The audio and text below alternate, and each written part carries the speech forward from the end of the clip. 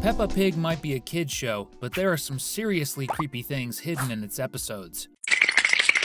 Are you ready to uncover some of the show's darkest secrets? This is all some kind of whacked out conspiracy. Super Potato is one of the biggest celebrities in the Peppa Pig universe. Not just because he's an actor, but mainly because he's a real superhero with actual powers, just like Superman. That's one of the most surprising things about the show. He can fly and is way stronger than most people or potatoes. One of the biggest mysteries in Peppa Pig is the origin of these superhuman abilities. I mean, you can't just be born with powers and have no explanation, right?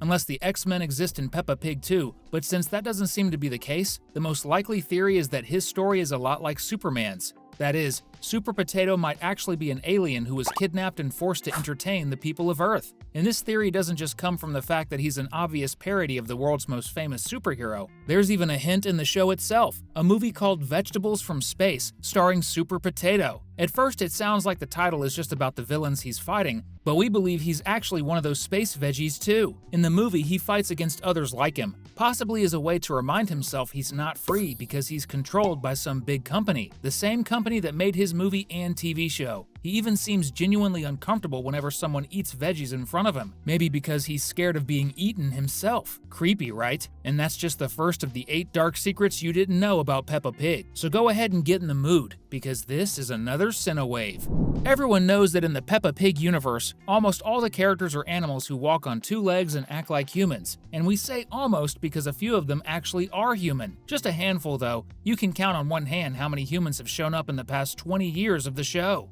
The ones you probably remember are the Queen and the Pirate, and Santa Claus too, though it's hard to say if he's really human or part of some magical race that just looks human. Isn't it weird that there are so few humans and that one is a criminal while the other is literally the Queen of England? It's like the few humans who exist in Peppa Pig's world hold very specific roles in animal society, which might mean one thing. They came from somewhere else, like another country or secret island, and infiltrated the animal nations to gather intel. But what exactly are the humans trying to find out? Do they just want to be sure the animals aren't planning to attack? Or are they secretly spying, learning the animals' weaknesses so they can launch the perfect attack? That could be the start of an all-out war in Peppa Pig's world, and let's just hope that never happens. Here's another thing the show tries to hide, though some fans have already caught on. Teddy, Peppa's stuffed doll, is way more than she seems. Even though she looks like a normal toy, there are little hints in several episodes that something's not right. Like the time Peppa goes to the hospital for a checkup and starts talking about Teddy's habits and opinions, as if that doll told her those things.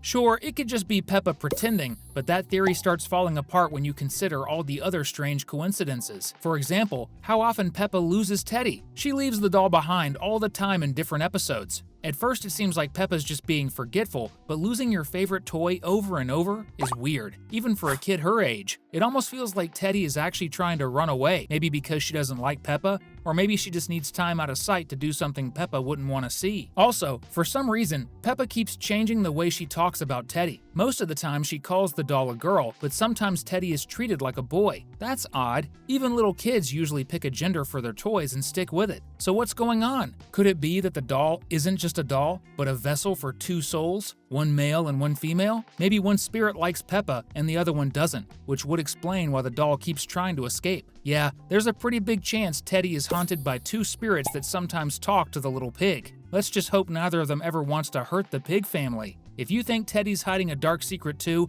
drop a comment below with #Teddy. Here's something pretty awful. The police officers in Peppa's town are seriously incompetent. They actually found a treasure chest left behind by the pirate and didn't even realize the items inside were stolen. No joke. They even meet up with the pirate and return his property instead of arresting him. So yeah, with 2 law enforcement officers that clueless, the whole town is in danger. But the situation might be even worse. There's just no way 2 full-grown cops who passed the exam to get those jobs are really that dumb, right? What makes way more sense is that they let the pirate off the hook on purpose and gave him back the treasure in exchange for keeping a few relics for themselves. That way, every time the pirate gets caught red-handed, he can just bribe them with more treasure and avoid getting arrested. If that's the case, then the officers in Peppa Pig aren't just dumb, they're corrupt. They make shady deals with criminals in exchange for dirty money. Can you imagine if that ever got confirmed?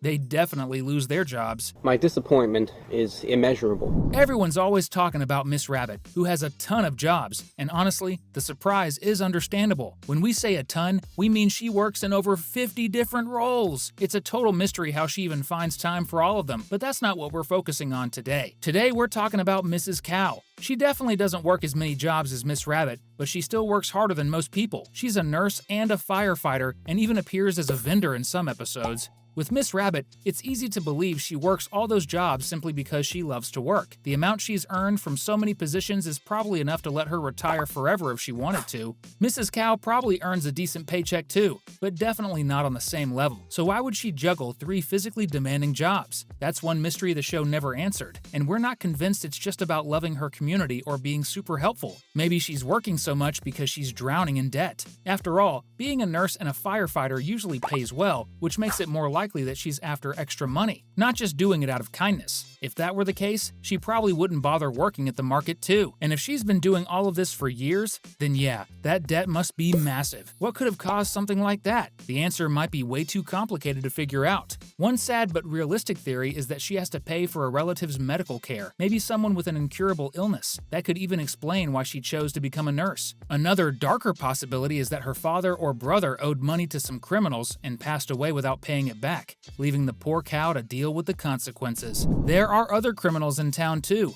and one of the boldest is Mr. Fox. Freddy's dad pretends to be just a regular salesman, but his dark secret is that he's also a thief. Most of the stuff he sells out of his van is probably stolen. There's plenty of proof. In one episode, he's caught snooping around Grandpa Pig's chicken coop in the middle of the night, like he's about to steal some hens. In another scene, the logo from his van is clearly visible on a wanted board at the police station. He even casually walks past the station at that moment, like it's a joke from the animation team. Still not convinced? Mr. Fox literally stole a kid's booth in another episode. On top of all that, his son Freddy seems to know about his dad's criminal life and might even want to follow in his footsteps. How do we know? When Madame Gazelle's class learns about traffic laws, Freddy dresses up as a bandit. If it had been any other kid, it might have just been random, but the fact that he, of all the characters, chose to dress up like a criminal, that's super suspicious. But you know what isn't suspicious? Clicking that subscribe button, because any smart person would do that to keep getting awesome videos about your favorite animated shows.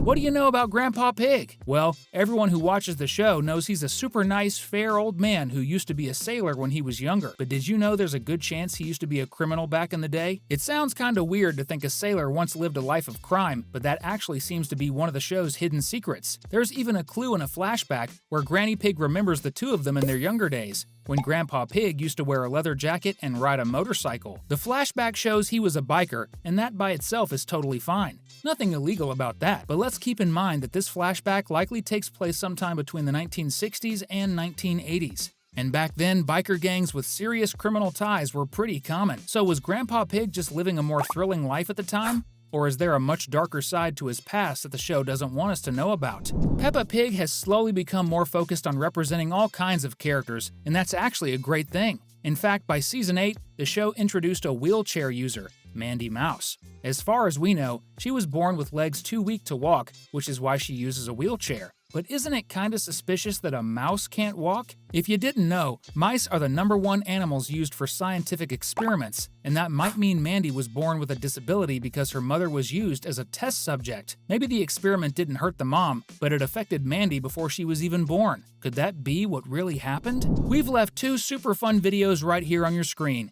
Just click on the one that grabs your attention the most. Thanks for watching, and see you next time!